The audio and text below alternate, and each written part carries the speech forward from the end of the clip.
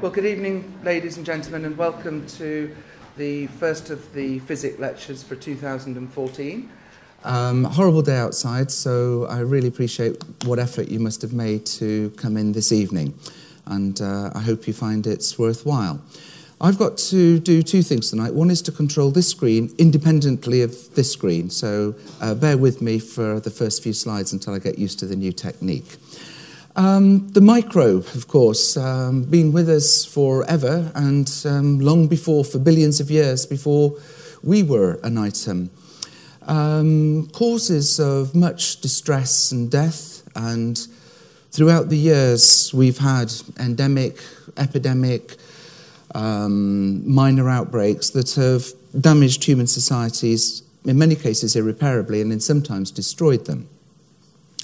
I brought this up as the first painting to illustrate the relationship between pestilence or infectious disease, between war, which it often accompanies, as I will show many times in the lecture, famine, which can lead to both of the above and be connected with pestilence following famine, as was found out with the typhus epidemic in Ireland after the potato famine, when it was commonly known as the Irish fever.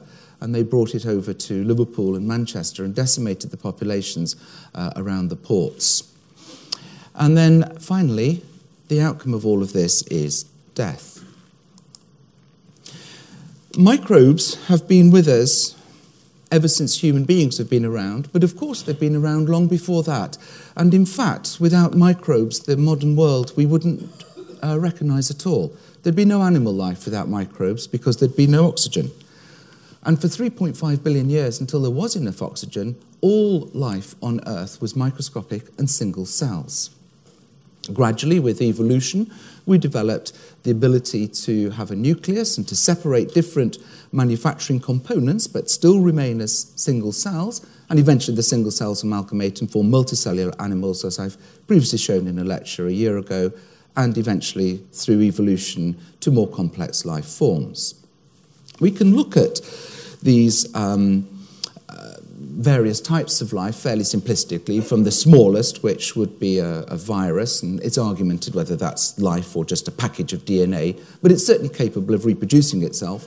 There are smaller items of reproducible materials, such as certain prion proteins, but we're not going to be involved with those tonight.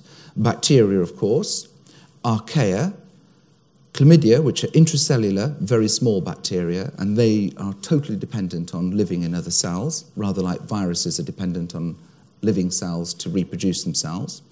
There are protists, which are single-cell organisms.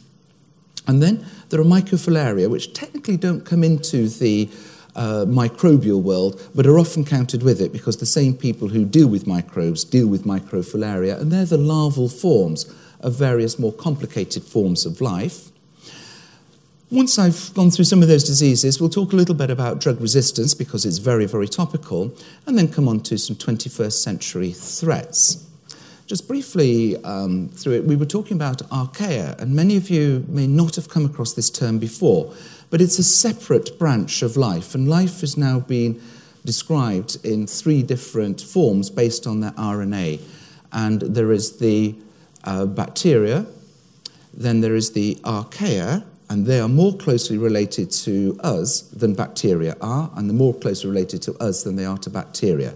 They're single cells. Under the microscope, they look very similar. In fact, we have them in our guts, and they produce methane, which reminds me here of the papal Belvedere, which is drawn by Louis Cranach, showing the papal bulls. The papal bulls were written in a room called the Belvedere in the Vatican, and the German peasants, on being presented one with its fire and brimstone, shone around with their fresh methane emittance, with showing the Pope their beautiful view, which reflects that schism in religious belief in Europe that led to so much war, famine, and pestilence.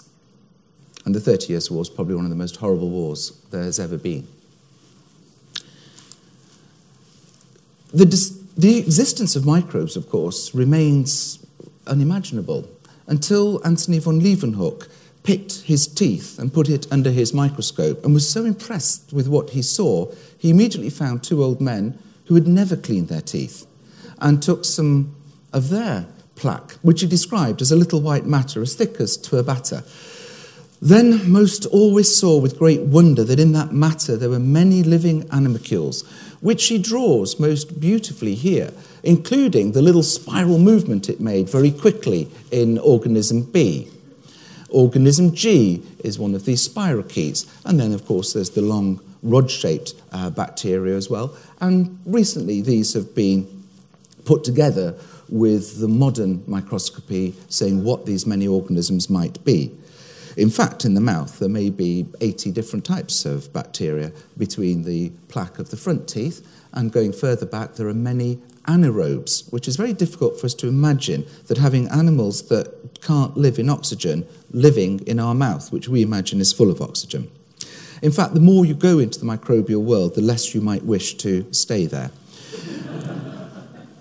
Later in time, we were able, through the multiple discoveries of many people studying these small organisms, to identify them and classify them into two broad groups according to Hans Gram stain, which is ones that stain with Gram stain and then ones that are bleached and don't keep the stain, and when they're counterstained, they stain with this purplish red, which enables us to find broadly two types of the bacterial microbial world, the Gram-positive and the Gram-negatives.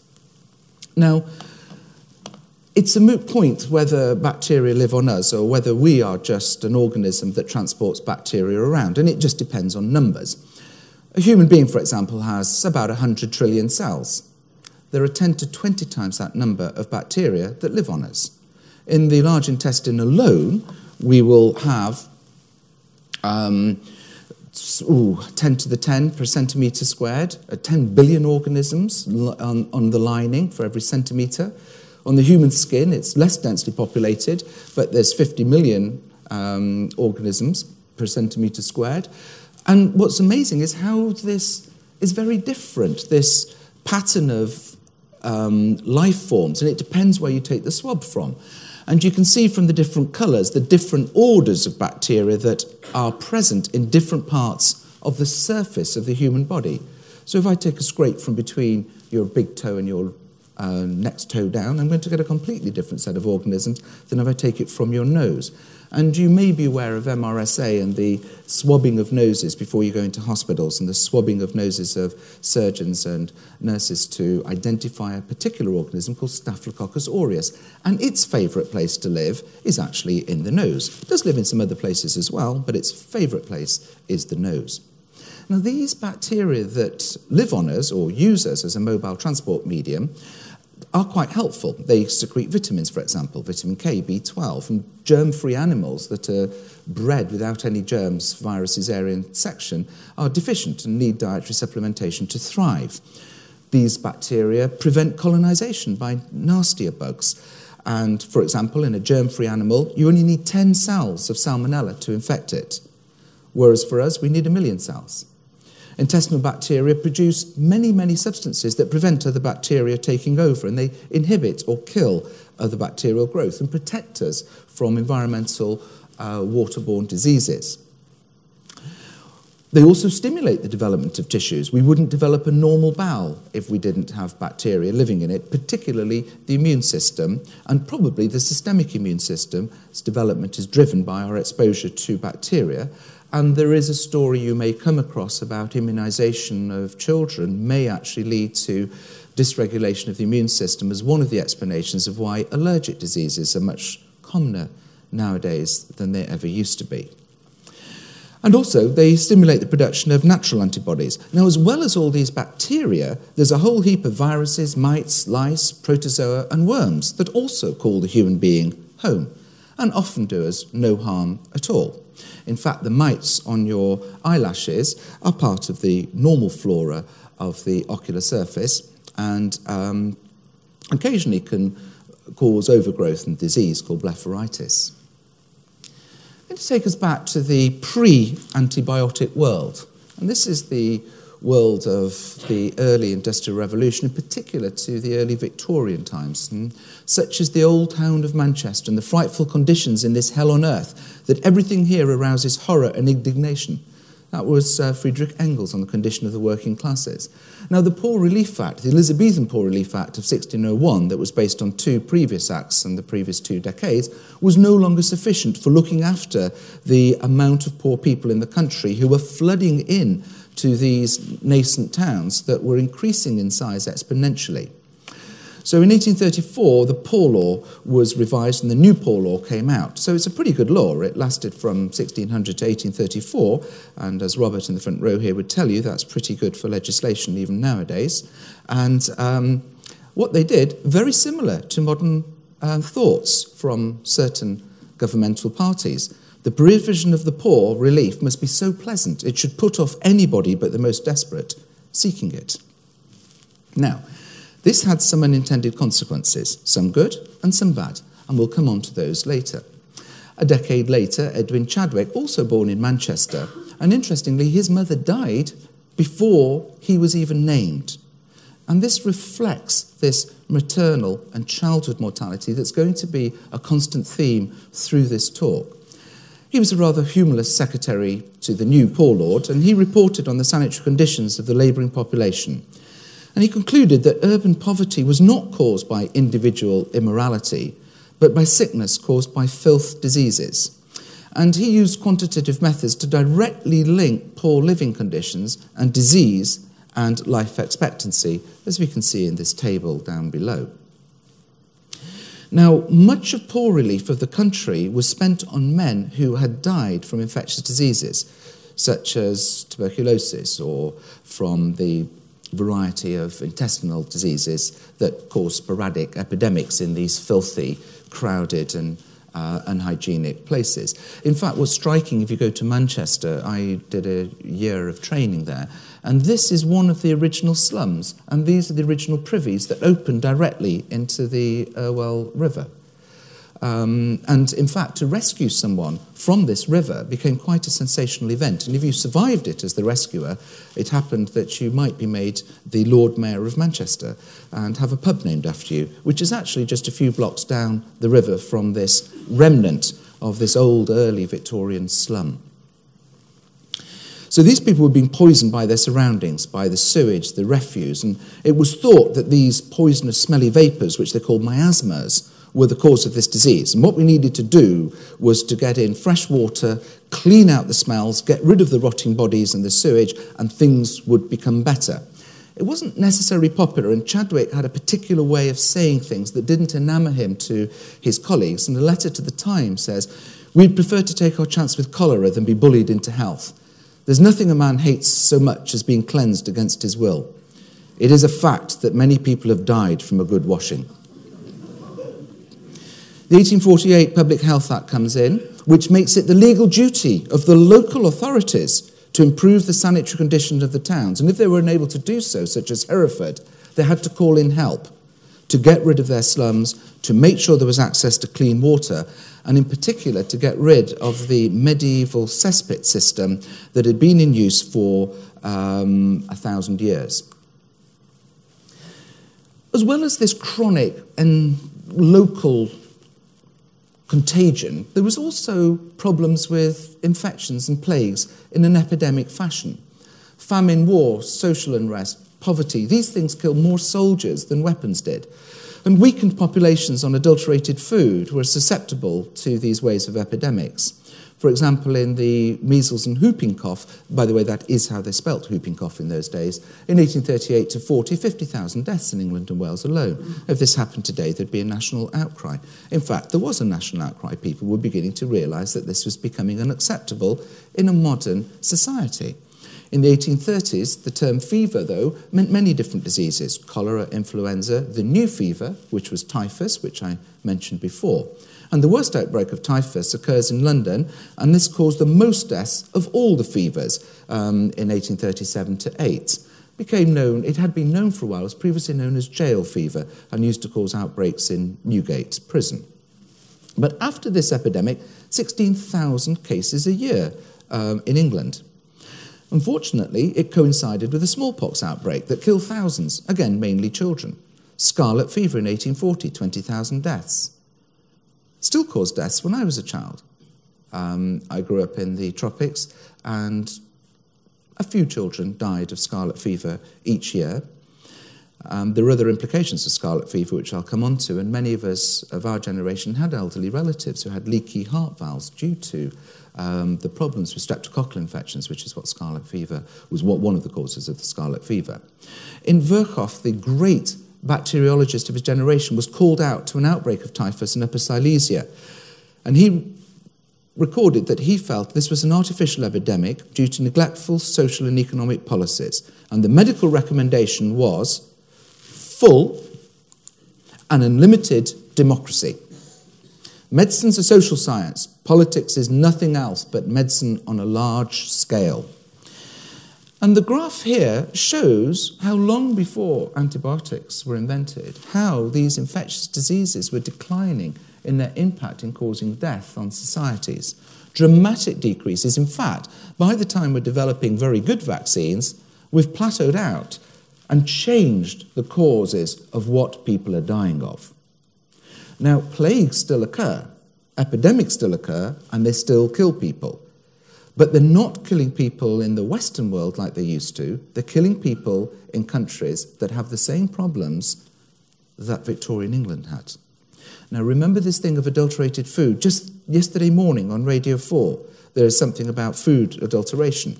And here it shows an example. It was endemic in the early Victorian period. If you please, sir, mother says, can you let her have a quarter of a pound of your best tea to kill the rats and an ounce of chocolate that would get rid of the black beetles? And that was in Punch in 1855. And 3 years later, a Bradford sweet shop owner ordered a plaster of Paris, which is what he used to adulterate the sugar with, which was expensive. But a novice supplied arsenic instead, and they killed 20 people, and hundreds were seriously ill. And there must have been many cases where adulterated food went undetected. Which brings me on to death and diet in Victorian England. Because in 18th century France, half the children didn't reach the age of 2. 19th century England, a third of children died before 1 year, and most of these diseases were due to infectious disease.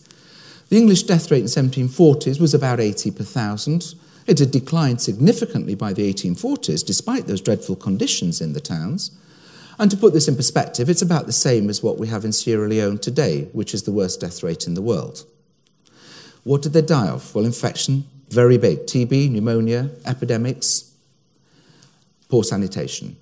Accidents were a big cause of death as well, as we can see, and they come under the yellow, the other diseases. And these could be industrial accidents, trauma, burns, railway accidents, a lot of domestic accidents, the same as happens in India and Pakistan today, partly due to dress, with flowing clothes that can get trapped by fires, and partly due to the way they were cooking in cramped conditions on open fires.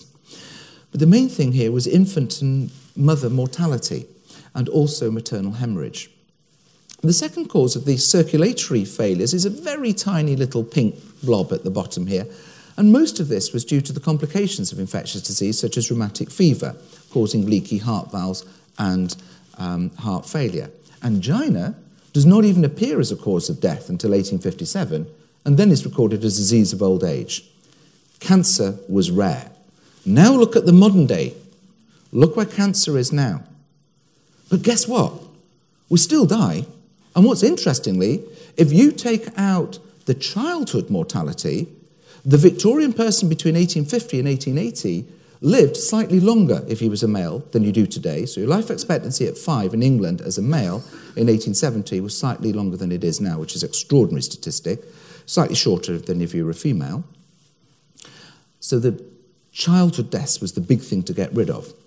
But if you survive these childhood deaths, or you eliminate them, you're still going to die, but you're going to die of things like angina, you're going to die of cancer, you're going to die of other diseases, what we call degenerative diseases, which I've spoken about a lot. But this tells me there's something very fishy going on here. Because if these are degenerative diseases, why didn't they degenerate of them in Victorian England?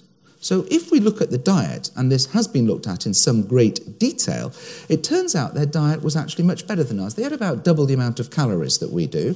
They were thinner than we were and had a much better body mass index with muscle to fat ratio. But the nutritional value of all of the Victorian vegetables and fruits were much higher than they are today. They also ate far more nutritional cuts of meat, particularly offal, rather than just stripping out the least nutritional parts of the animal. So, in 2011, the life expectancy in Blackpool was 73.8, according to the Office of National Statistics. And the average, even if you take it from age 5, is 78. Now, Clayton and Rowbottom's study actually shows that in Victorian Britain, that was absolutely pretty much identical. 75 for a male, 73 for a female. So, this diet, where did this come from? It may have come from Viscount Charles, known as Turnip Townsend, who, after a political argument, left the House of Lords. He was originally a Tory, became a Whig, fell out, of course, when you do things like that with lots of people, and eventually left government forever to go and set up in the country where he grew turnips and invented the rotational four-field system, which produced agricultural production in this country immensely, allowing export of food for the first time, and also increasing the nutritional content of the food, as we still do today using clover to increase the nitrogen in the soils. Now, all of these advantages were squandered by high sugar intake, margarine and tobacco in the late 1800s. In fact, by 1901 and later on in the First World War, we had problems recruiting people of correct height and weight to join the army. You may have noticed that today about the policemen. They don't seem to be, they're younger, but they don't seem to be as big as they were when I was a kid. And I suspect even at my age I might be able to outrun some of them as they stagger out of their rather large cars. Now, I promised I would tell you a little bit about these infections. So viruses, the small things, they might be small, but they are deadly. We have several strains of virus. Influenza C affects human and pigs. It's a relatively mild disease in humans. B is a little bit more severe, affects humans. And recently it's been discovered in seals, and influenza A that infects birds and many different types of mammals, particularly pigs. And it can leak out of birds and pigs into humans. We classify this on H and N, which are the little studs on the outside of the flu virus. Now, the flu virus buds out, taking with it the surface of the host cell that it's in, which gives it a lipid coat with these little studs of proteins, which are these H and N antigens. And we can classify such as H1, H2, H3, and it goes up to H18, which has just been found in a Peruvian fruit bat. And then we can combine it with an N, and there's a bunch of different Ns. The one that we're scared about is H5N1, because this is a flu that is very, very, very specific to birds. But it leaks out into humans who handle birds, particularly in the Far East. And what really scared people was it went from humans to humans. If this had caused a pandemic, it would have been as lethal as the Spanish flu pandemic, which was H1N1, a swine flu variant, in 1918. Now, it first came to attention in Fort Riley in Kansas in a recruiting camp, and over 5 weeks, 46 of the recruits died out of 1,000 infected. Second wave hits the army in France. The mildly ill, of course, stayed in the trenches. The sicker soldiers were hospitalised, and they came together selecting these deadly strains. And it was a very high mortality, 10 to 20%. Normally, flu would cause a 0.1% mortality. So already this flagged things up. And as soon as you flag things up in wartime or in times of political turmoil, you censor it. So nobody knew this was happening. But Spain wasn't involved in the First World War, so it wasn't censored. So hence, everybody in Spain was being recorded in the newspapers as terrible epidemic, and it got known as Spanish flu. There was absolutely nothing Spanish about it whatsoever. It was a global pandemic. We think it spread from birds to pigs, and probably originated in some mammal in the 1880s, slowly evolving into an ancestor virus that diverged into 1913 into two groups, swine and humans, and coming into contact with the pigs, which were much more readily infective and always around army camps as a food source, spread into humans, causing this global pandemic in 1918 that killed more American soldiers than the war did. We also see viral infections in the eye, commonly. This time of year, we're seeing the pink eye, and this is what it causes. And if you get these spots in the cornea, you can't see. Interesting, not lethal, can be sight-threatening temporarily. But there are two things. There is a lethal version. Adenovirus 14 can kill people after gastroenteritis. And secondly, there's a link to obesity with adenovirus type 36. And it turns out that obese individuals in America have a higher incidence of being positive, seropositive to adeno-36 than thin people are. So there is evolving stories about viruses and human health that are also linked to degenerative diseases and mortality. In fact, many cancers, of course, we now know are caused by viruses, such as cervical cancers, papillomas, some leukemias, some lymphomas. And it may turn out there's a whole bunch more that we haven't come across that are either directly viral-related or indirectly supported by viral problems. Herpes, it's horrible down below, but it's beautiful in the eye. Look at these branching lesions that we see staining in green, hence its name, dendritic ulcer. It's a large virus. We have good treatments for it in the eye. There's one particular devastating complication that can occur, and this is genital herpes in the eye that's been acquired by the child during birth, and then it comes out at the age of 6 or 12, ripping through the brain and the eye, causing devastating disease and blindness if it's not recognised within days and treated. Shingles is chickenpox virus. It's also a herpes virus. It's in the same family. It's not directly related. This is the classic chickenpox vesicles. You really want to get this when you're a child. If you get this when you're an adult, it's very, very serious and often can be lethal if it causes you pneumonia. We get two types of viral disease in the eye from it. As well as the shingles in the eye here, we can get retinal involvement at the top.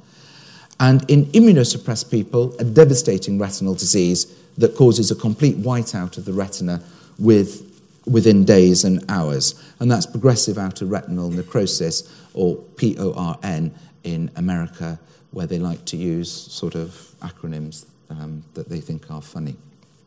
Now, HIV brings us on to this because these are the people that we see the progressive outer retinal necrosis in. And the early cases were also associated with another viral disease here called cytomegalovirus, which caused this pizza pie retina, which is the cottage cheese and tomato splodges. Again, an American acronym, the sort of food on the mind type of thing. It's estimated there's about 35.3 million people who have HIV worldwide, and deaths running about 1.6 million, and 6,300 new cases a day. Most of these are in developing economies. They can cause cancer, and here is a lesion on the eye, which is actually a malignant tumour. Bacteria were the next largest thing up, and we can actually see these under the microscope, whereas we can't see viruses under the light microscope. And this is what they look like, streptococci, which were originally called streptos because they were twisted like a chain. And they were first cultured a long time ago, back in 1883. The ones we're interested in medically are the Streptococcus pyogenes, or Group A streptococci, which cause a bunch of different diseases, as you can see here, from the strep sore throat to fevers and rashes. They're divided into three groups depending on how they hemolyse. That's on how they digest and lyse blood. And if we grow the colonies, you can see clear rings where they've lysed the blood into a clear yellowish ring, into a less clear green ring, which is one of the pigment products, and hardly lysing it at all with the gamma hemolytic ones. The most important problem with strep is what it does afterwards. And what it does afterwards is lead to a bunch of different things that can cause problems with kidneys, and they can cause problems with the heart. And these can be slowly progressive and horrible, and as well as affecting quality of life, can also lead to death. Now, some strep, of course, are good, and that's one of my favourite cheeses down there that relies on 3 different types of strep to make it. And 2 of them make the sugar that the third one makes into the bubbles, which is carbon dioxide bubbles. And Emmentaler cheese is there for your delight to show you that not all bacteria are bad. Even bad bacteria, on occasions, can be good. And if you're a bacteria, of course, like a boy, you're always good. It just depends on which environment you're in and who is calling you good or bad. This one was bad. This one was puerperal fever. You may have heard about washing hands in hospitals reduces infections. You may have heard of somebody called Semmelweis, who is credited with having invented this simple thing. Unfortunately, he wasn't the guy who invented it. It was invented in the previous century by Alexander Gordon, who was an ex-naval surgeon, who reported on the epidemic of maternal deaths in Aberdeen. He did a table, and he found out who was responsible for spreading these diseases. And guess what? It was the doctors and certain midwives who were passing it on. And then he realised that what you needed to do here was to wash your hands and fumigate your clothes. So no more going in with the filthy old clothes. He reported this, wasn't received particularly too well. And in fact, there was a whole epidemic of building these things, which were maternal hospitals in those days. And they were built to help the morals of the poor women who otherwise would have to deliver at home and couldn't afford to deliver at home because it was expensive. Unfortunately, these things became a hotbed for spreading this horrible infection. And what Semmelweis found was that one of his hospitals had a very high incidence of mortality, between 5 to 30%, and only 4% in the other clinic, which didn't train midwives and medical students. So the midwives and the medical students were transmitting, particularly the medical students, from the autopsy wards where they were doing autopsies. Then they were coming straight out into the maternal wards and delivering the babies. They were passing on this streptococcal infection. And mothers were dying. In fact, there are stories of mothers begging on their knees and crying, saying, please don't take me to hospital A, take me to hospital B, or let me deliver my baby in the street, because they knew what was going around. He published this indirectly. One of his juniors published in 1848 at the Royal Medical and Surgical Society. It was published in The Lancet. At that time, there was a lot of unrest in Vienna. His native Hungary was going into revolution and wanted to be released from direct control from Vienna. So he eventually leaves and goes to Hungary, thinking that he's going to face less prejudice there and be able to get a better position. And he eventually does write The Etiology of Childhood Fever, but he's incensed because he's ignored. He's overlooked for jobs. He isn't helped by the fact he goes around calling his colleagues murderers. And eventually all of this drives him mad, and his wife reports him to his friend for behavioural change, where he's taken into asylum at the age of 47 and is beaten and dies immediately after this beating by the guards.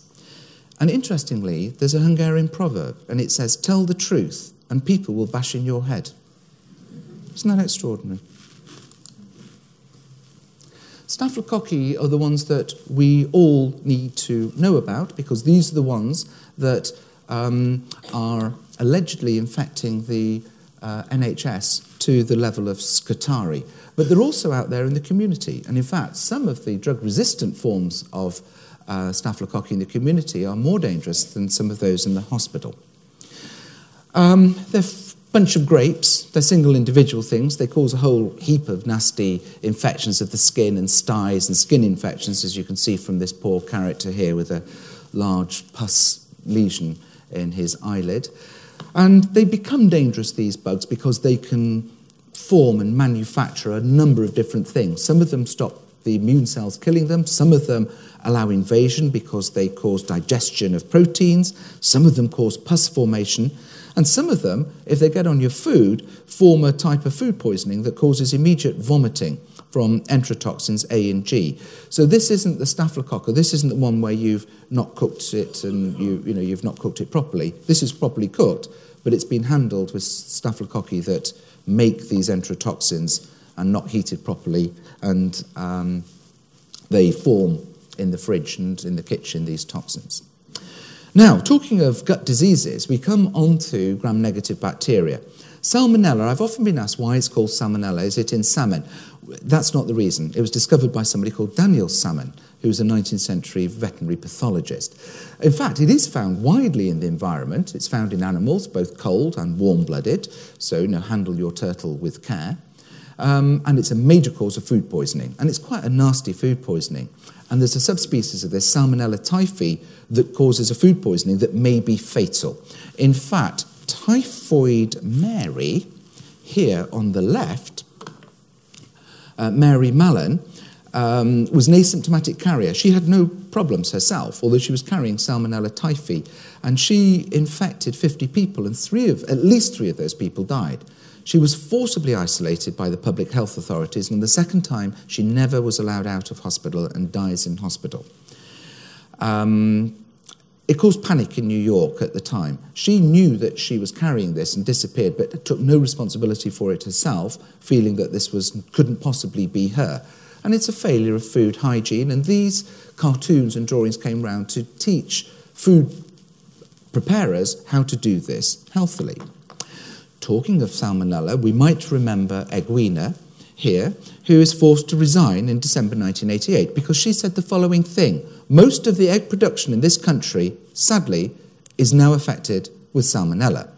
And immediately sales of eggs declined by 60% and 4 million hens are slaughtered over the next 2 weeks. Many, many farmers and egg producers are furious, and so she has to stand down. Well, let's have a look and see what was going on there. In 1997, there were 22,000 cases of food poisoning caused from poultry. By 2005, this had declined to 6,000. By 2010, it's just down to a paltry 581. And in fact, now, salmonella in British eggs is one of the lowest in the European community, much less than Germany, far less than Spain. The USA decided not to vaccinate their chickens, and just in 2010 had to recall 550 million eggs from 2 farm producers in Iowa that had caused a nationwide outbreak of thousands of cases of salmonella poisoning traced back to the eggs on these farms. So Edwina Currie, a controversial figure, had actually highlighted something that was important. Too many people in this country were getting severe diarrhea and time off work and severe complications because of the egg production. She was absolutely correct to have said that. I think really it's like I pointed out with Chadwick, isn't it? It's how you tell them. And this was probably not the way to do it, announcing it on mainstream TV before discussing it with your senior political colleagues and your infectious disease experts. There's another gram-negative bug called E. coli that you'll have heard of, and it resides in our gut and represents about 0.1% of our normal flora. Mostly it's harmless, but if you infect it or give it an extra bit of DNA that can make toxins, particularly virotoxin, it becomes lethal. And this E. coli can kill people, as we know from the infections from the butcher's pies, 2 or 3 Christmases ago, as we know from epidemics, and it causes renal failure, hemolytic anemia, and very low platelet counts. So there's about 1,000 hospitalizations and 30 deaths each year from this bug in the United States. Unfortunately for us, it lives in the intestine of cattle, causing no problem at all. So it can easily get contaminated into milk that's not been pasteurized. It can get into the food source if you're making a hamburger and you don't clean the inside and make sure the inside of the hamburger is heated. So if you're eating a rare hamburger in the United States, you're running a risk if the meat is infected with this particular bug. And this is an issue, and you see warnings in every hamburger store, now being America, that says, you may suffer intestinal disease if you eat your hamburger rare.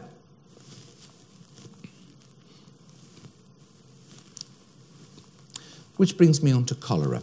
Cholera is the most devastating of all of the infectious diseases in pandemics, sweeping over from Bengal. This is one of the first victims who died in the first epidemic in England, and this is her appearance immediately after death. But more striking, this is a portrait of someone in Venice in the morning. This is a portrait in the afternoon, and she was more than likely dead before bedtime. It was rapid. When it struck in the second epidemic, Soho, 200 people died overnight. 600 died over the next 10 days. And of course, this dramatic spike in death rates required some explanation. And the local GP, John Snow, eventually, by drawing this map, identifies the epicenter is due to this pump from which he took the handle off. Now, the rest of London was supplied by piped water. This area was poor. But what he also identified was there's 2 companies in London. One of them was supplying from this pumping station here, the Southwark and Vauxhall Water Company, supplying untreated Thames water, which was causing cholera in their people they were supplying, in their customers. The other water company took it from above the tidal reaches of the Thames, where they didn't get cholera, and this cartoon shows under a magnifying glass what they were actually drinking. There's another type of bacteria that's really important, both in warfare and also because this bacteria, which actually lives in cells, this one can't live free, can only live by being passed from human to human, and it's called Egyptian ophthalmia. And this was the reason that Moorfields Eye Hospital, Manchester Royal Eye Hospital, and various other eye hospitals were founded in the early 1800s. So this bug is of particular importance. It's also of importance because it caused the change in the outcome of several battles and, in fact, of the war in Egypt. As we know, Napoleon arrives in Egypt on July the 21st, and after marching up from the coast, has the first Battle of the Pyramids, where his large squares stand firm against the unexpected, unprovoked charge of the Mamluk, fearsome Mamluk cavalry. He then enters into Cairo, and immediately his troops are all struck down with blindness, this horrible disease. And in fact, he has to set up a hospital specifically for them by the pyramids. Now, this ophthalmia had been known for a long time in Egypt. In the 14th century, an Egyptian oculist, he noted that the inhabitants of Egypt much more frequently attacked than people due to the abundance of dust. Other people called the plague there, if you like, they called Egypt the land of the blind. It was certainly a very, very important disease, and in fact was described by European physicians of the time. This is what it did. It caused an acute inflammation where the lining of your eye came out. When it goes back in, it's left so much scarring that your corneas go opaque and you can't see anymore. There were several people wrote up whole dissertations on this, including Paul Gachet, who you see here. Now, he's more famous because he was the subject of Van Gogh's painting, and he was Van Gogh's last physician, and this was one of the most expensive paintings ever sold. But he is the guy who wrote the book on Egyptian ophthalmia, which unfortunately was never published and distributed widely. But trachoma is tremendously important in the foundation of the American myth. These people are all Indians on Indian reservations. You can see the father's blind, both the children are blind. This was devastating. Furthermore, the Americans thought that it was a better idea to put Native Americans into boarding schools rather than leave them out on the plains and occasionally go and shoot them and murder them other ways. So they did the dutiful thing and moved. And what happens in these institutes, they get TB, and they also get trachoma at massive rates. This is what they're trying to do. They're trying to convert what they euphemistically in those days called the Red Indian from that product into this product, which is a good, wholesome American. And that boarding school was the idea of it. And hundreds, thousands of these children were banged up. There was one small advantage of this, was that from the Proctor Foundation, one of the doctors there discovered that a newly marketed dye stuff used as an antibiotic called Prontosil could cure this disease. And so he did. But it wasn't just America. You go to Australia, and here's Fred Hollows, who's probably the hero of any ophthalmologist you've ever seen, trained in Dunedin, goes to Moorfields, goes back to Australia, and is shocked by the poverty and disease that is present in the native Australians, and sets up a number of schemes to actually reduce the impact of trachoma, this disease.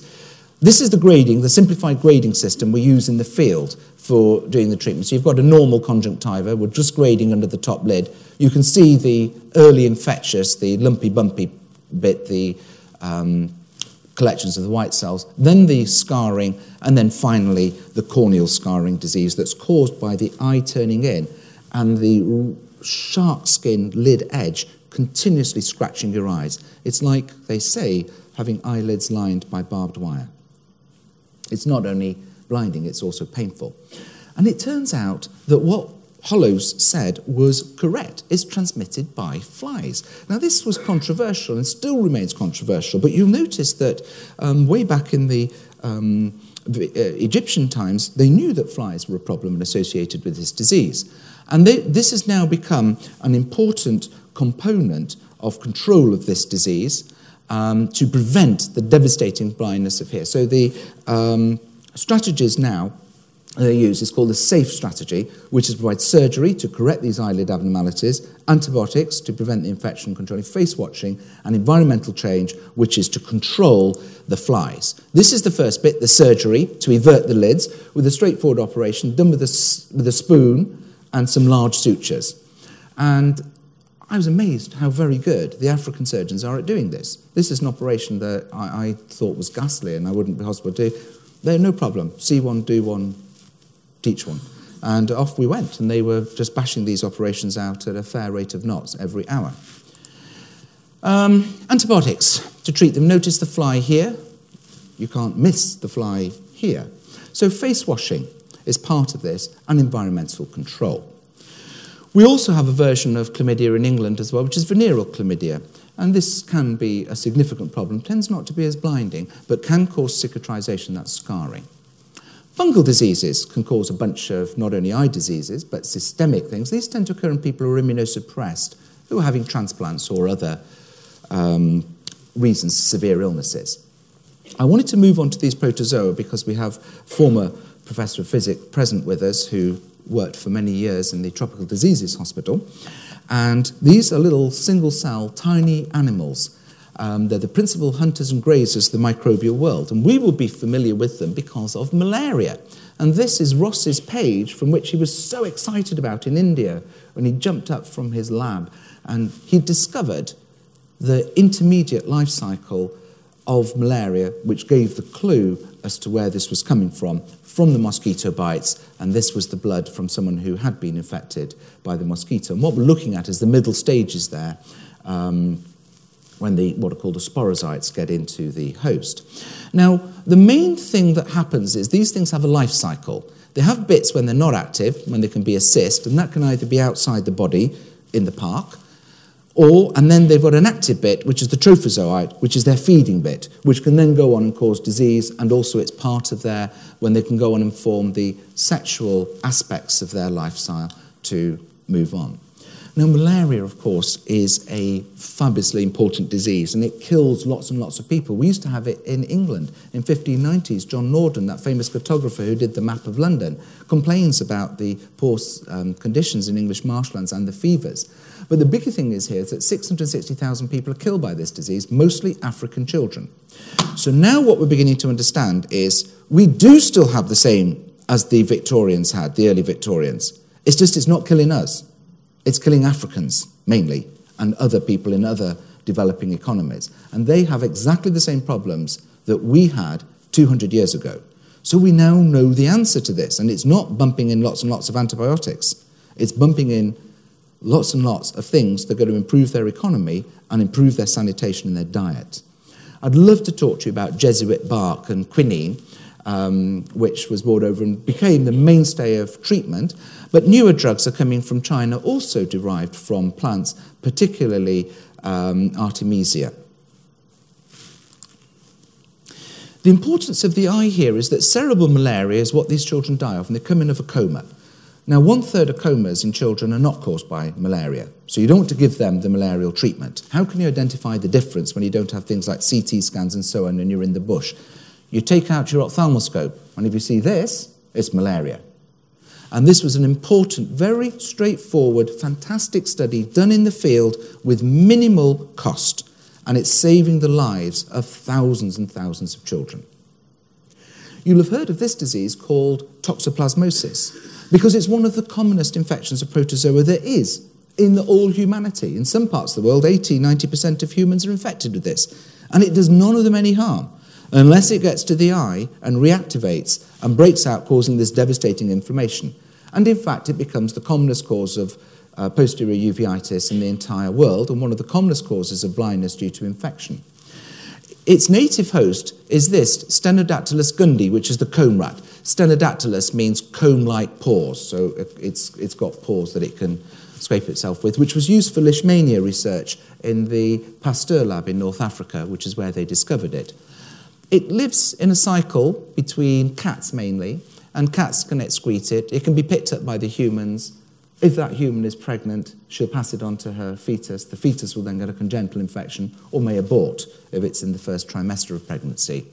It lives in the tissue of animals. So if you eat steak tartare in certain countries where this is endemic, or undercooked meats, then you are highly likely to get infected. Probably won't do you any harm. And there's loads of Spaniards walking around with toxoplasmosis who've had no illness whatsoever in their lives of any significance. But it's this, when these cysts hatch out in the eye or the brain, that cause the problems. Which neatly brings me on to worms, which are not really microbes, but there's one stage of their life cycle that is, and that's their larvae, which we call microfilariae. And some of these we pick up from cysts in the park, some of them we pick up from being bitten by flies, and they have quite a complicated life cycle. And some of them are quite beautiful things. If you look here, here's a cluster of roundworms in the dog intestine. When these actually secrete their larvae, they migrate through the dog, and some of them are excreted as cysts into the park, where young footballers can pick them up. Now, they're not exactly going to eat the poo themselves. That's called coprophagia. But what they do is they eat or lick their hands, because they're boys and they don't wash their hands, after they've been playing football and the ball's been in the dog poo. So this is why they don't allow dogs to defecate in parks in civilized societies, and why you should be requested to pick up after your dog. Because if you don't, these children have a risk of getting visceral larva migrans, and if that larvae migrates into the eye, and you can see the track in this child where it's gone through the eye, bump, bump, bump, bump, you can see as it's wriggling along, causing local inflammation, and eventually it ends up causing this vast inflammatory mass where it's walled off to stop it going further and causing further damage. There are other worms that migrate through. This is the African eyeworm. Look at it. Horrible thing. Lower, lower. Transmitted by something that's even more horrible, because you know when these flies bite you. This is a mango fly. It's really painful. And they live in the forest, but they bite in the savannah. So you've got no chance here. Mosquito nets are not going to protect you. DEET's not going to protect you. You've got to walk around dressed up with long trousers, long hands, gloves, and hats 24/7. Or don't go on holiday to the areas striped in red, and you can go to other places instead. If you get this infection, it lives in the blood for a while and then migrates through. It doesn't cause much harm unless it gets into the eye. And it's been known about for a long time. On the African slaves on the French ships, we have a record of Dr. Guyot removing one of these, as you can see here, from the eye in a slave where it was seen wriggling around. Now, there's another worm that's much more important because it causes more widespread blindness, called onchocerciasis, or river blindness, transmitted by this fly called Silmarillium damnosum, a very appropriately named. And it's economically important because you can see the older people go blind. The younger ones are not blind yet, but they're destined to go blind. And whole villages and areas are depopulated, costing Africa millions and billions of pounds over decades. So something had to be done to prevent this load. And what they did was to do the black fly control program, where they went around and sprayed to get rid of the black fly early larval stage before they hatched out, and to catch the early emerging black flies you can see here. And this did pretty well, but unfortunately, environmentalists do not like rivers being sprayed with pesticides. So this was officially closed. Secondly, is this may not have been as benign and nice as you thought, because this involved helicopter contracts with private American helicopter factories using pesticides from private American firms, all subsidized and paid for by the American government. So it's one of those things where aid kind of circles round a little bit and comes back in. But nevertheless was certainly effective. Unfortunately, it was closed in 2002. So now we need a different way of controlling this, and this is with this ivermectin, which is the wonder drug. And in fact, if you can be shown you can distribute this drug properly, the company will give it to you for free. Isn't that amazing? Now, you've got to treat the people for a long time, not very often, probably optimally about twice a year, but you've got to treat them for the lifetime of this worm.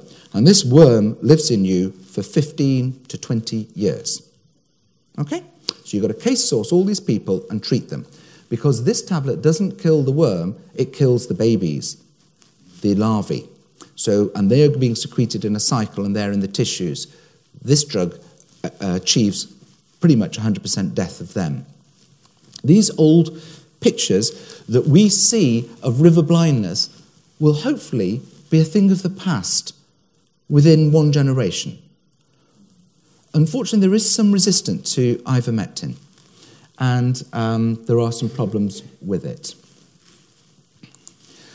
Antimicrobials, I think we'll probably deal with in more detail on another occasion. But I would like just to briefly go through, in the last few minutes remaining, to point out how people from history have used arsenic, which is very, very poisonous. It was known as the poudre du succession, because Britannicus, the son of Emperor Claudius, and the person who should have inherited the throne, was murdered by Locusta, who was hired by his stepbrother Nero. And so here's Nero practicing out the poison on a slave, and Britannicus takes the poison by a devious route, because he had a wine taster, but he had his wine diluted because it was too warm with water, and the arsenic was in the water, which hadn't been tasted, and that's what killed him. Now, organic arsenic was then invented because it was safer and wasn't as poisonous. It was still pretty poisonous, but Salvarsan was called the arsenic that saves. And here we have the inventor, Paul Ehrlich. There was a lot of controversy over this at the time, but it was the only treatment. And here are the advertisements. He took his syphilis shots every week until cured, which was a long time and very painful. He didn't. So he ends up blind and debilitated. And this is a recurring story that we're going to hear with other drugs, and particularly going on with sulfonamides. Now, sulfonamides were a German invention, and they mimic something in the body that's needed for folate. They saved the life of Churchill, not penicillin. So a German invention saves Churchill's life. Isn't that extraordinary? And many Americans as well, because they're used on the battlefield. But more Americans are saved because they were used as prophylactic treatment for VD. And it says, prophylaxis prevents venereal disease. So fools the Axis use prophylaxis. And here are the Axis leaders coming up in this cartoon.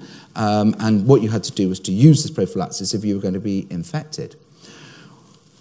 Penicillin was the next antibiotic after sulfonamides to come along. And here's this lovely thing. Thanks to penicillin, he will come home. But of course, penicillin wasn't used for this. Penicillin was far too precious to use on battlefield wounds. It was going to be used for treating this disease, which of course was the Great Pox, a night with Venus and a lifetime with Mercury. I'm not going to read the slides to you, but if you want some more information, it's on the left-hand side. So I'll just run through the story, you see. The big problem that we had in the First World War was the VD rates of British soldiers were 7 times that of the Germans and many more times that of the French, both of whose armies had a system of organised, regulated brothels, which the British refused to admit there was even a problem. And the morality of the higher-ranking English generals felt that this actually was a Christian war. Now, in 1915, these Christian soldiers in one street were found in 1 week to visit 171,000 visits to the brothels, which were the unregulated ones. The regulated ones were the ones with these lamps outside. They were red for the general men and blue for the officers. They were too expensive for the English troops to afford. And they were pretty much discouraged from going to them as well. Also, they were paid less, you see. They were paid 3 to 5 times less than the Australian, New Zealand and Canadian troops, who had a VD rate 5 times that of the British troops, which is extraordinary. So you've got 20% of Canadian troops arriving on the battlefield unable to fight because they have gonorrhea. And the treatment for gonorrhea, as we saw, was those horrible injections. It's going to go on and on and on and on for ages because Prontosil and penicillin are a long time coming. The French had a better system, setting up the Maison de Tolerance, which was organised. So the VD rate was low there, because if you were infected, or if you were a prostitute who was infected or had obvious chancres or obvious discharge, you weren't allowed in.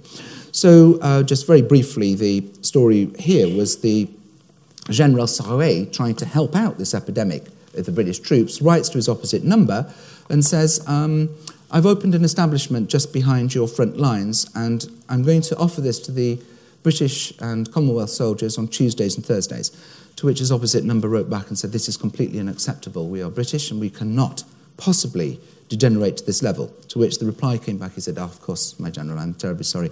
I meant to say it'll be open to you on Tuesdays, Thursdays and Saturdays. With that, I will stop at this juncture, and with my next lecture, which is going to be on new aspects of vision and vision-related things. I will deal with the emergence of antibiotic infections and new antibiotics at that time. So thank you very much for listening, and I hope to see you at my next lecture. Thank you.